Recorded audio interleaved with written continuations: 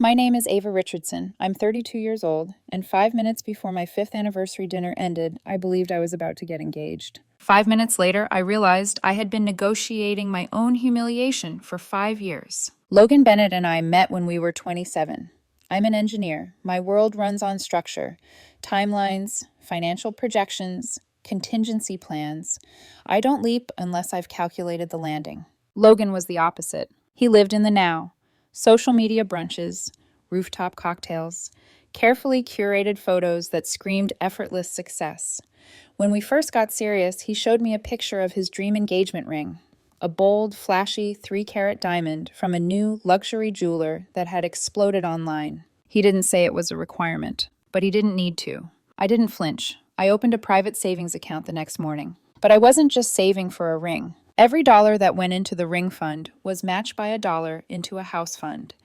If I was going to propose, I wasn't just offering jewelry, I was offering stability. For 5 years, I drove my aging sedan, packed my lunch, skipped girls' trips, quietly paid for a very comfortable apartment, fully in my name. Logan, meanwhile, began growing impatient. The comments started subtle. "You're so careful with money, Ava." Then sharper. "Sometimes I wish you'd live a little." Then pointed. 5 years is a long time not to have a ring. The breaking point came on our anniversary dinner. I had planned everything. A private table, his favorite wine, 2 close couples. In my coat pocket was a small black velvet box. Inside it, the ring he wanted. I had finished paying it off 2 weeks prior. 20% down payment on a modest house secured. The project was complete. Dinner started perfectly. Laughter, memories, glasses clinking. Then his friend Marcus leaned back with a smirk. "So, Logan, 5 years? Is Ava ever going to put a ring on it?" The table chuckled. Logan posed as his friend snapped a photo. Then he turned to me, eyes bright, smile sharp. "5 years, and you still couldn't afford the ring I want." The words landed softly, but they detonated internally. He laughed lightly. "Maybe by year 10, right, babe?" Silence. Not playful silence, heavy silence. My best friend stared at me in horror. Marcus avoided eye contact. The waiter froze mid-step. It wasn't a joke. It was a public audit of my worth. In that instant, something inside me recalibrated. I saw it clearly. The ring was never a symbol of love. It was a trophy, and I was merely the funding source. 5 minutes earlier, I would have defended myself, explained the savings, apologized for not moving faster, but that version of me evaporated. I smiled, calm, even. "Luckily," I said softly, "I don't have to anymore." His smile twitched. Confusion flickered. I reached into my coat and pulled out the velvet box. His eyes lit up, relief flooding his face. Triumph. Validation. He thought I was about to prove him wrong. I didn't kneel. I didn't make a speech. I simply slid the box across the polished table. "Happy anniversary, Logan." He opened it eagerly, and his expression collapsed, because inside the box was no ring, just a single folded sheet of paper. By the time he unfolded it, I was already standing, already walking away, already free. I didn't go home. Not because I was scared of what Logan would say, but because I knew exactly what he would do. He would cry first, then rage, then twist the story until I looked cruel. And if that didn't work, he'd reach for the oldest weapon in his arsenal: embarrassment, public shame. So instead, I drove straight to my office. It was late. The building was quiet in that sterile corporate way. Fluorescent lights, echoing hallways, the smell of cold air conditioning and printer toner. The kind of place that makes emotions feel inappropriate. Perfect. My phone buzzed nonstop on the passenger seat the entire drive. By the time I parked, the screen looked like a disaster report. 18 missed calls, dozens of texts. From Logan, from his friends, from numbers I didn't recognize. I didn't read them. I already knew the tone. "What was that? Come back. You embarrassed him." "This is insane. That wasn't funny, Ava." Funny, that word. It was always funny when Logan cut, but when I finally cut back, suddenly it was too much. Inside my office, I set my bag down, opened my laptop, and did what I'd always done best. I started untangling. Because the truth was, this wasn't an argument. It wasn't a misunderstanding. It wasn't a lover's fight. It was a contract termination, and I was the one holding the pen. For those wondering what was inside that velvet box, it wasn't a letter. It wasn't poetry. It wasn't an emotional monologue. It was an itemized receipt. A spreadsheet printed cleanly in black ink. Perfect margins. Perfect columns. Perfect truth. At the top, I had titled it, Subject, 5-year anniversary, financial review. Then the list. Item 1, down payment on Logan's company car, That was never a company car. 2022 model year. $5,000. Item 2. His half of the Italy vacation. Summer 2023. $3,850. Item 3. Credit card debt paid in full. Winter 2024. $7,200. Item 4. Assorted designer wardrobe upgrades. Last 24 months. $8,500. Item 5. Contributions to boys' trips. Vegas, Miami. $2,500. Total contributions to Personal Lifestyle Fund, 2021 to 2025. $27,050. And at the bottom, one final line. Cost of requested engagement ring. $26,500. Thank you for helping me realize I already made the investment. The returns were disappointing. No insult. No yelling. Just numbers. Numbers were the one thing Logan couldn't seduce, guilt, or manipulate. By the time I left my office that night, my phone had gone quiet. Because he'd read it, and he'd realized something terrifying. I wasn't emotional anymore. I was done. I came home just after midnight. The apartment was dark, empty, too quiet.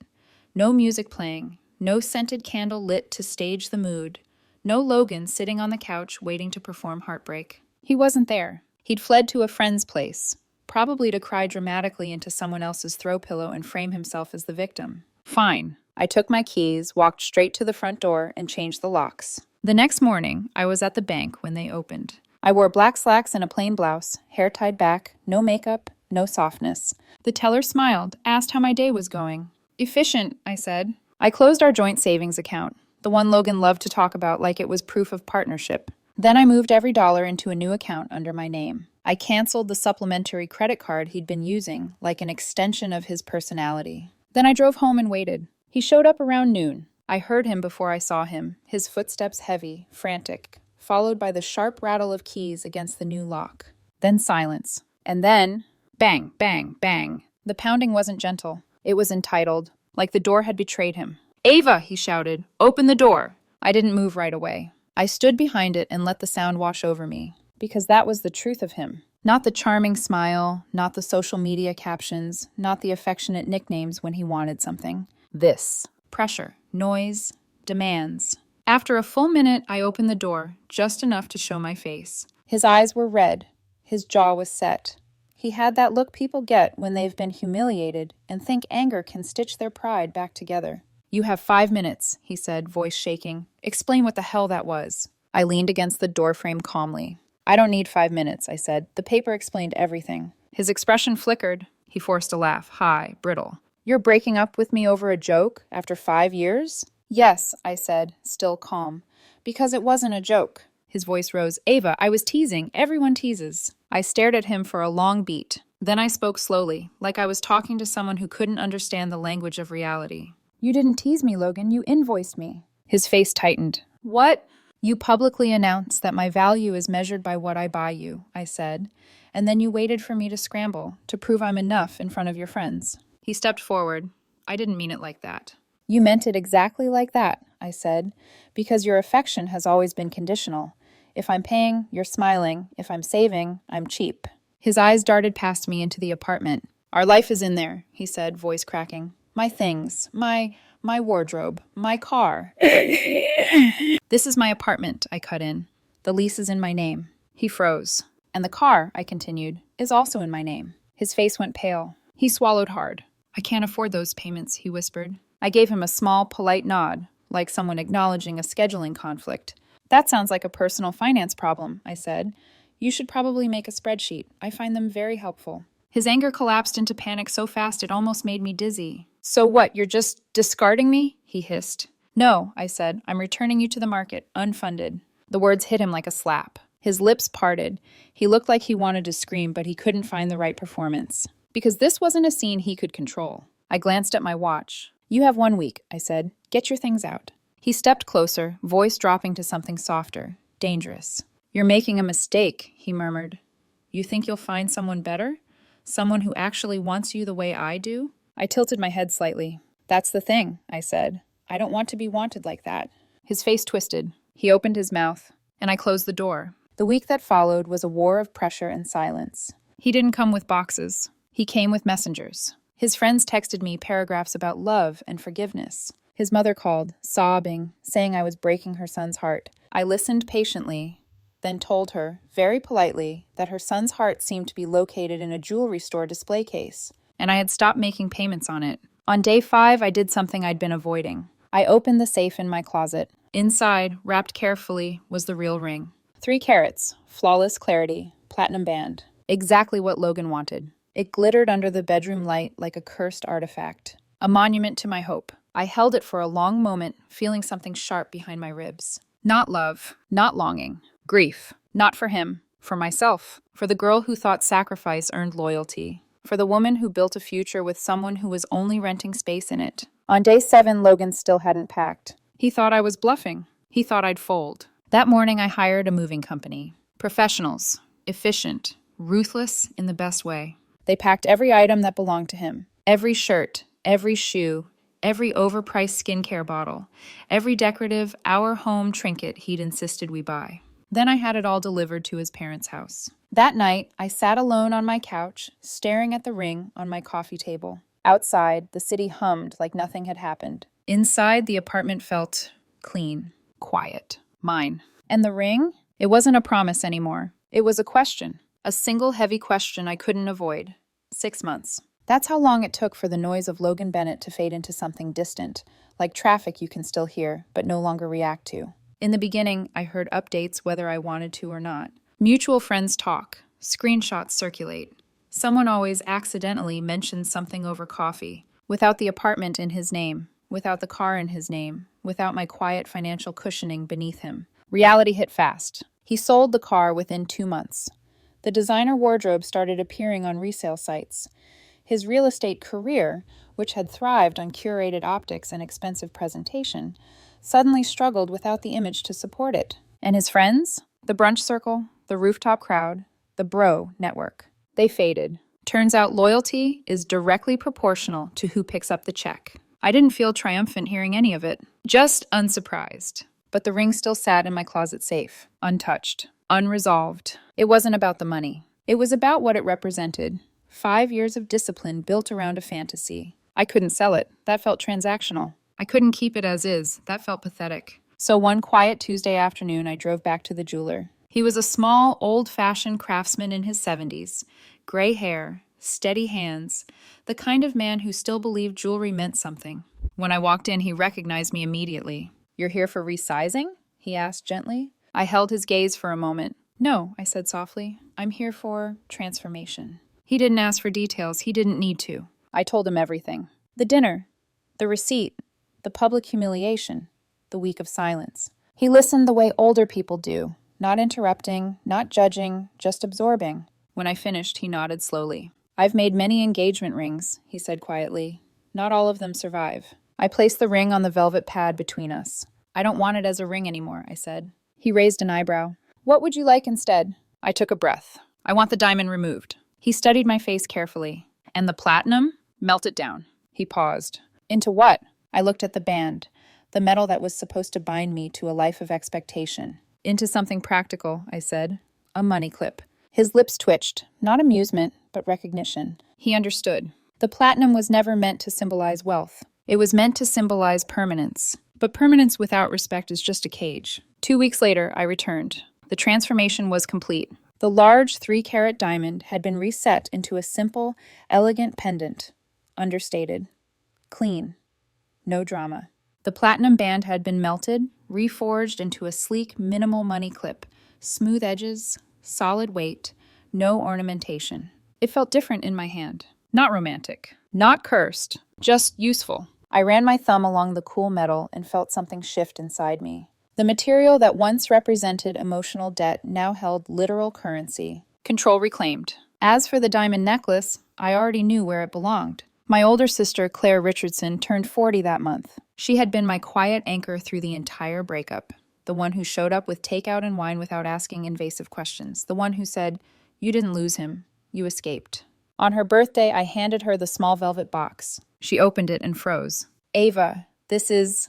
"It's yours," I said. Her eyes widened. "Is this the ring?" It was, I corrected gently. Now it's just a diamond, no strings attached. She looked at me for a long moment, understanding settling in. Then she hugged me so tightly I felt something inside my chest finally unclench. That necklace wasn't a symbol of romance anymore. It was a symbol of loyalty, real loyalty, the kind not measured in carats. But transformation didn't stop there. Once Logan was gone, I had something I hadn't had in years. Space, silence, mental bandwidth. For 5 years, my financial planning had revolved around two things: a house and a ring. Now the house fund sat untouched, waiting. And for the first time, I asked myself a dangerous question. What if I invested it in me? I had been working as a senior engineer at a stable firm since graduation.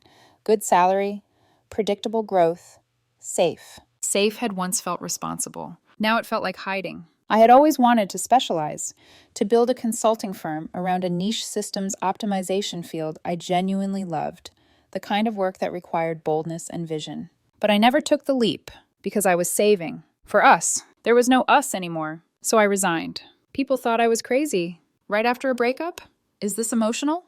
Are you sure? I was sure. For the first time in years, my decisions weren't being filtered through someone else's expectations. The first few months were terrifying. No steady paycheck, no safety net beyond what I'd built. But there was something else. Clarity. 2 months ago, my new firm landed its first major contract. I remember staring at the signed agreement in my home office, hands trembling, heart racing. It wasn't just business. It was proof. I wasn't cheap. I wasn't incapable. I wasn't lacking. I was strategic and free.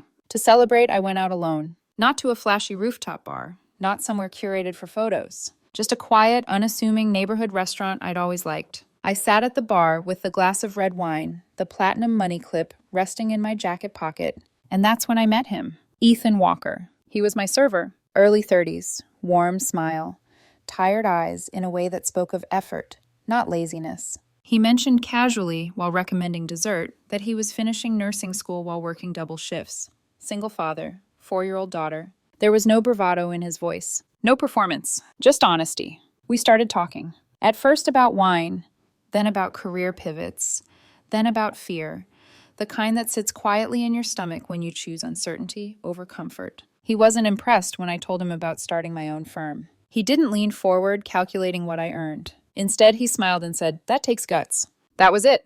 Guts. Not money, not status, not optics. We talked long after his shift ended. And when I walked home that night, I realized something subtle but profound.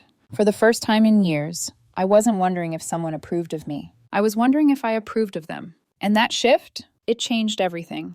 If you had told me a year ago that I'd fall for a man who smelled faintly of antiseptic and coffee instead of cologne and luxury leather, I would have smiled politely and said nothing. Because a year ago, I was still calibrating my worth against someone else's expectations. Ethan Walker didn't arrive in my life like fireworks. He arrived like steady light. After that first night at the restaurant, he asked if I wanted to grab coffee sometime. No grand gesture, no strategic charm. Just simple. I said yes. We met at a small cafe near the hospital, where he was finishing clinical rotations.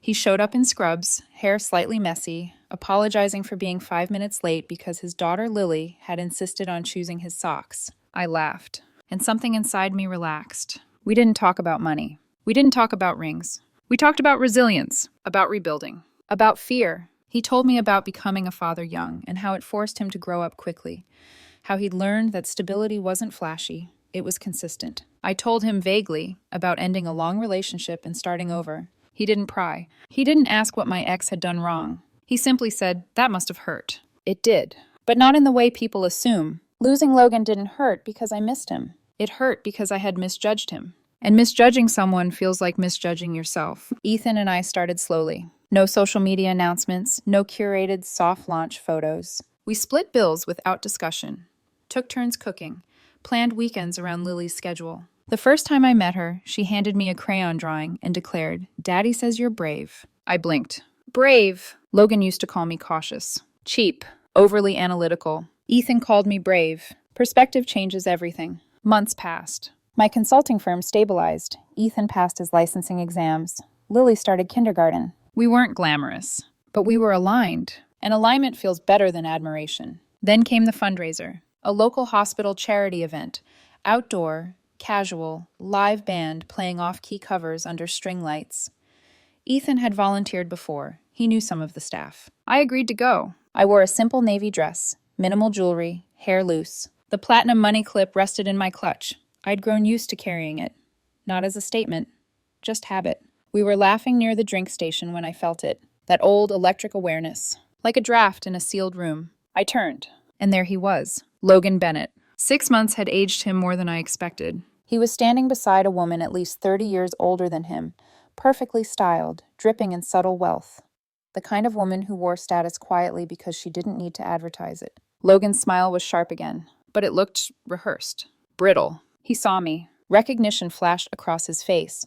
Surprise first, then assessment. His eyes moved automatically. My dress, my shoes, my wrist. He was searching for evidence, for validation that he'd upgraded. Then his gaze landed on Ethan. Ethan was mid-laugh, relaxed, hand lightly resting against my back. Logan's jaw tightened. He expected envy. Instead, I felt something else entirely. Relief, because standing beside Ethan didn't feel like a performance. It felt like partnership. Logan began walking toward us. The older woman beside him adjusted her shawl, clearly uninterested in charity, but interested in optics. As they approached, I felt the past brush against the present. And this time, it had no leverage. Wow, Logan said lightly. Ava. His voice carried that same theatrical charm, the one that used to disarm rooms. You look well. I am, I replied simply. He glanced at Ethan. And this is? Ethan, he said calmly, extending his hand.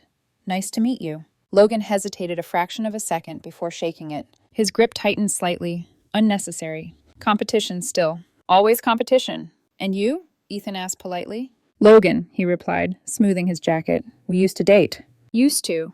Past tense. I liked the sound of that. The older woman beside him offered a faint smile. Charmed, she said, though she clearly wasn't. A beat of silence settled between us. Then Ethan excused himself to grab drinks. Logan leaned closer. So, he murmured, you downgraded? The words were quiet, but familiar. I didn't flinch. No, I said calmly. I recalibrated.